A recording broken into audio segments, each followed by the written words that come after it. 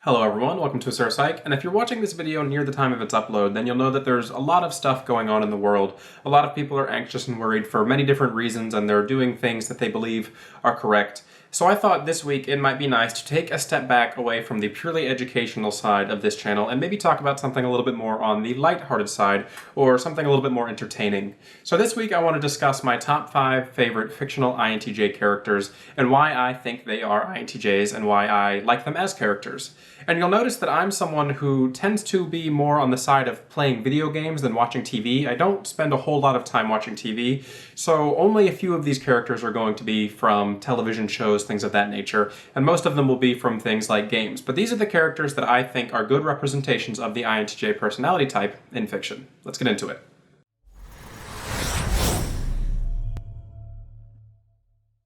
Now, my first favorite fictional representation of an INTJ is actually an INTJ that I would consider quite unhealthy. And you'll notice that in a lot of fictional games and movies and stuff, most INTJs are portrayed as remotely unhealthy characters who've kind of been pushed over the breaking point in some way or another. But this is going to be Virgil from the Devil May Cry series. Now, Virgil is the brother of the protagonist Dante, and Virgil's entire story and arc revolves around him wanting to gain power. His whole thing is he wants to be the strongest, he wants to surpass his father, who is a demon king. And he's even willing to go so far as to kill his own brother to obtain that power, because his brother has something that he needs to elevate his power to the next level. And you can really see the tunnel vision of introverted intuition when you look at someone like Virgil, who's been pushed to that point where he can't get what he wants, so he just keeps pushing and pushing and pushing and making more and more sacrifices to get to that level that he needs to achieve his goal. We can really see the tunnel vision of Virgil when we look at him in Devil May Cry 5. And spoilers for Devil May Cry 5 if you haven't played it, but near the end of the game we find out that one of the two protagonists, Nero, is Virgil's son. And upon finding out that Nero is Virgil's son, Virgil immediately is willing to pretty much just kill him and get him out of the way, because if it doesn't relate to his goal of getting power that he's pushed for so long, it doesn't matter. And this is really the extent and limit that you could see unhealthy introverted intuition go to when they really want to achieve something. They tend to even be willing to abandon friends, families, social interactions, all of those things when they're pushed to that absolute introverted intuition limit. And I think that Virgil is one of the penultimate examples of an unhealthy INTJ who's been pushed too far. Now, what we see in the Devil May Cry 5 game is Virgil's arc in kind of realizing that he's unhealthy, and at the end of the game, he tends to even portray that he has some value for these things, for his son, for his brother, and it turns from more of a hate to a playful kind of interaction where he just wants to playfully be better than them. But it is something interesting because you can tell that he really does still have that goal of wanting to be the strongest, wanting to be the most powerful being, but he also has come to the middle ground a little bit, realizing the importance of family and friends, things of that nature. So my next favorite fictional INTJ is one that there's not a whole ton of information on in terms of canon information, but we do know a little bit about him, and that's going to be W.D. Gaster from the Undertale series. Now, Gaster is a character who was a royal scientist for the royal family in the Undertale universe, and he essentially was working on an invention related to time and space, and he falls into this creation and becomes shattered across time and space. And one of the underlying themes in the Undertale universe is multiple timelines/universes. So essentially, Gaster falls into this machine and he shatters himself across all of these timelines and universes, or at least a good majority of them. And what's really interesting about Gaster is how invested he is in his invention and how willing he is to push beyond any limit to achieve his goals. He's so curious about the thing that he's interested in that he ends up falling into his own creation, which tends to be this beautiful metaphor for how the INTJ is going to act when going towards their goal. They're going to be too willing to push towards it that they may even fall in and cause harm to themselves or others. What I really like about Gaster when you're playing the game is that he only appears on certain playthroughs, because when you're playing Undertale, the game, you are assigned a random value at the beginning of the game, 1 through 100, and depending on which value you have, certain random events will appear in the game throughout the game. And what's really interesting about Gaster is if you want to learn his entire story, you have to play through the game and get those random values where certain characters will show up. And there's even certain versions of the game with certain values that you can come across actually Gaster himself, which is really interesting to me because those little mysteries that are hidden throughout games, meta mysteries that exist almost outside of the game, you have to be looking outward, inward to see what they really are really interesting to me. And I think that as an INTJ character, Gaster's mysteriousness really fits him and the personality type. And you often find that INTJs tend to be drawn more towards the sides of mystic things compared to scientific things, whereas the science is there to support the mystic idea, the intuitive concept that they have, because intuition outweighs thinking in the INTJ types. So you find that they often are characters like Gaster who are scientific, but only to support their weird, mystical, self-important goal, the thing that they really want in life. So the idea of mysticism within the INTJ, I think, is really prevalent in this next example, and that's going to be Raven from the Teen Titans series. Now, Raven, I think, is one of the best archetypal examples of the INTJ personality type, especially the INTJ personality type in their teenage years, before they've developed fully as an individual. Growing up, I really related to Raven as a character because she had those mystic interests. She had these weird, abstract kind of thoughts and interests within her. She was reclusive. She didn't really talk to people. And it wasn't that she really hated people. It was more so along the lines that she didn't really know how to meaningfully interact, and she was very private in her own affairs.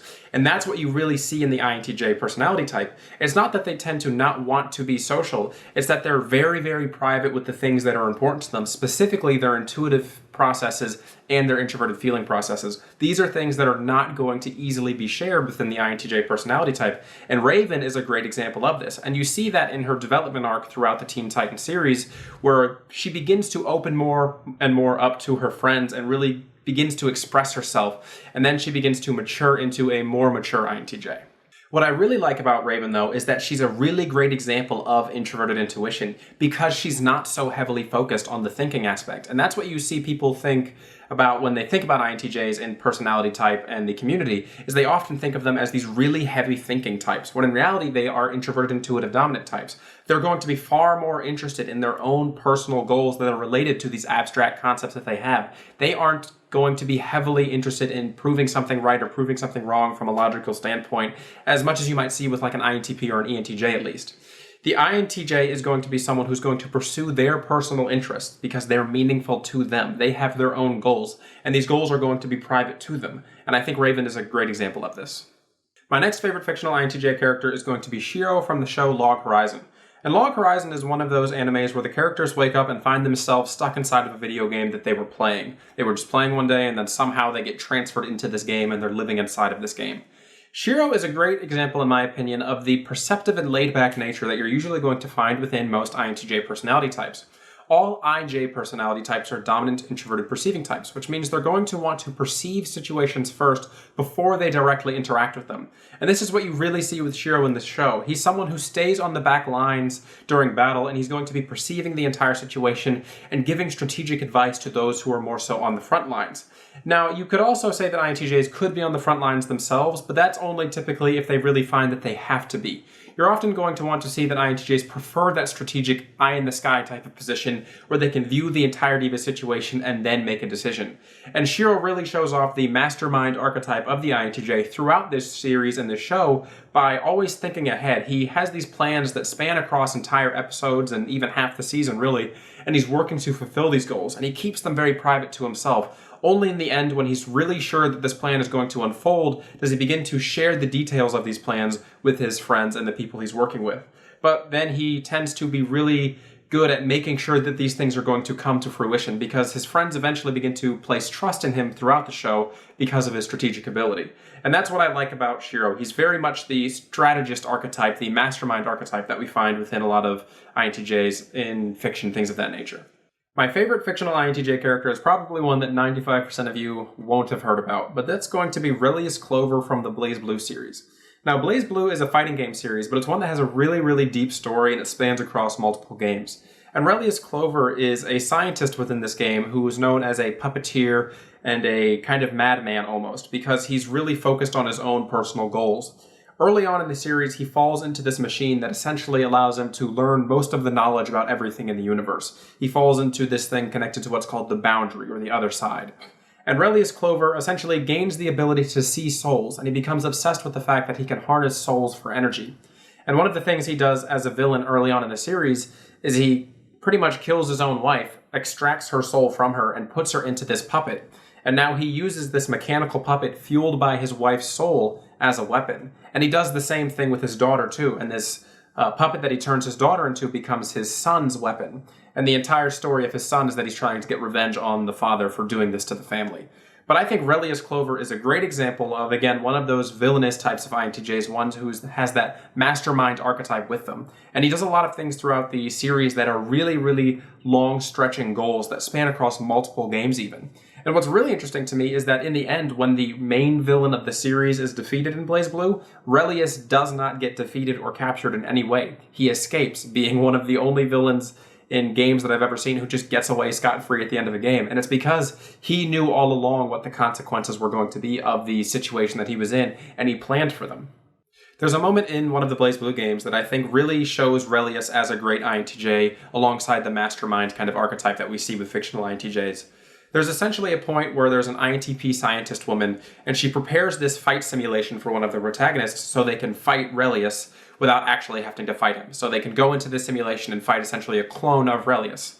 So she goes into this simulation and she's preparing to fight Relius, and the scientist girl tells her, hey, you're not going to be in any danger in here because it's just a simulation. Don't worry if you get hurt because it's not actually going to hurt you. And what Relius ends up doing is hacking his way into this simulation and putting his actual self into this simulation. And what this does is it makes it so when the girl comes up and is getting ready to fight Relius, he's there actually talking to her, and he's taken over this clone, and he can actually now do harm to her because he's put himself with his abilities into this simulation. And I thought that was really just a really cool INTJ kind of mastermind archetype moment within the game. And I like to see those types of moments in games where the villain or the main character has really thought ahead and kind of prepared for what the protagonist or antagonist is going to do. There's a moment in one of the BlazBlue games where there's a quote that Relius says that really solidifies him as an INTJ in my mind, and it was something that I thought was really interesting. He says this quote after he beats his son in a fight, and his son's only like an 8 or 10-year-old kid who's using a puppet as a weapon just like him, but of course he's nowhere near the potential of Relius. But it's really interesting because this quote shows off the introverted intuition tunnel vision that you tend to see with the villainous kind of INTJs and fiction and archetypes. The quote is, "That's right, don't hesitate. Everything but your objective is simply noise. Abandon it. Beyond the isolation lies your true desires."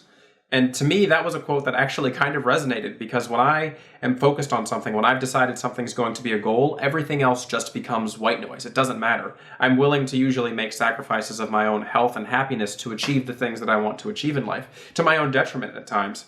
And I think that that's a great example of the INTJ who's pushed themselves too far towards achieving their goal. And I think Relius is really a great example of the INTJ personality type, and I would say he's probably my favorite fictional INTJ. Alright everybody, I hope you've enjoyed this discussion on my top 5 favorite fictional INTJ characters. If this is something you enjoyed, please let me know in the comment section down below. I'd also be interested in maybe doing this with a few of the other personality types as well. I don't know if I'd want to do it with all 16, because I don't know enough fictional characters to do it for probably all 16, but there are some other types that I could do this with as well. If you enjoyed this video, please let me know, and I would also like to say that I do have personality typing sessions available at my website at surapsych.com if you're interested in working with me to find out what your personality type is and what that means for you. This has been Asura at Asura Psych. Have a good one.